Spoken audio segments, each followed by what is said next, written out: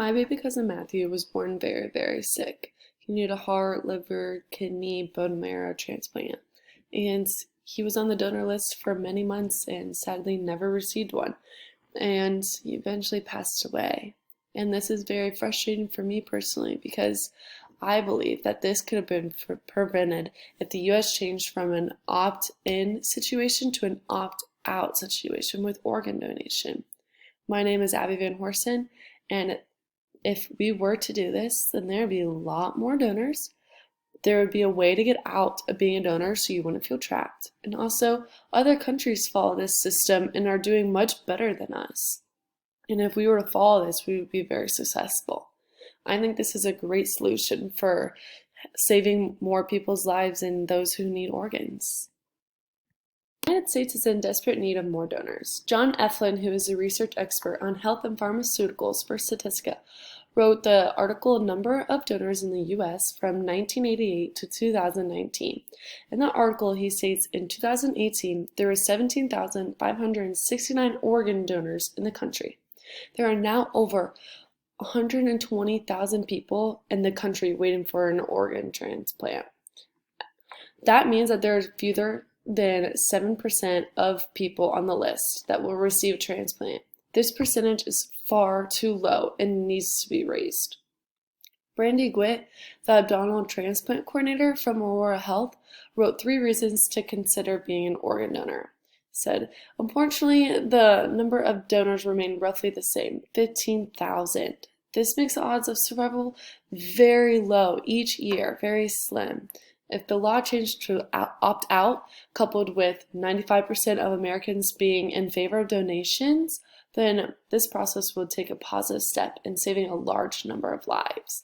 And that is my end goal. In the study of the Michigan Health Lab, Nicole Castle-Moore said that under the circumstances, it might have decreased the wait list by 52% if we were to do this. And I think that is just what we need. To not become a donor. Several religions are recognized for being against organ donation and are recognized and respected for having their beliefs, such as Buddhism, Hinduism, and Shinto. For now, I'm going to talk about Buddhists. Finger Lakes Donor Recovery Network iterates in the article Religion and Organ Donation that Buddhists believe organ and tissue donation is a matter that should be led to the individual's conscience. With this, Buddhists will vary on what the person wants for themselves. So this religion is not as strict as others, but is still open-minded about the idea.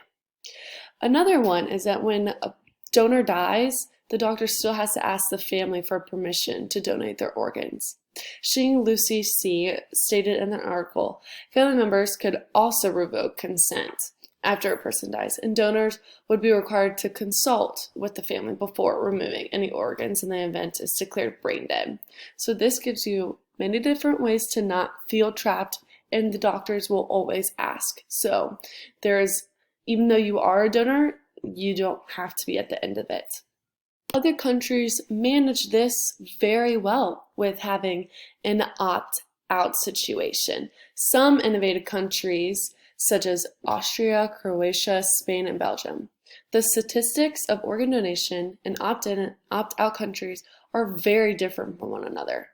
Spark Solutions is an online library of the scientifically tested catalogs created by Stanford University.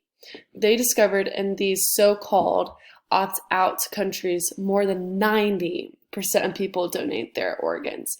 In these opt-in countries, fewer than 15% of people donate their organs at death. That is drastic. Just imagine if we had that here. We would save many lives, including Matthew, maybe. For an example of a country who's trying to do this right now is Germany.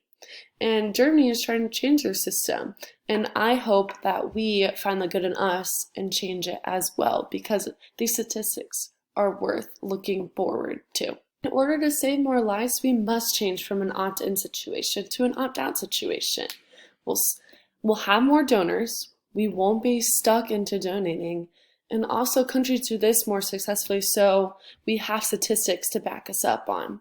By the end of the presentation, another name will be added to the donor list, while 20 die every day. You can prevent this.